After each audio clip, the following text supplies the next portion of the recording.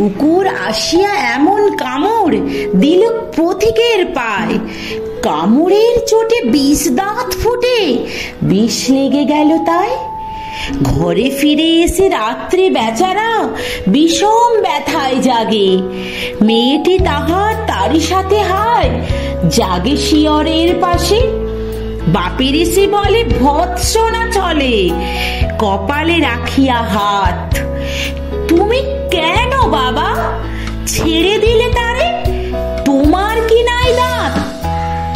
কষ্টে হাসিয়া আর তো কহিল, তুই রে হাসালি মোরে, দাঁত আছে বলে কুকুরের পায়ে দংশি কেমন করে?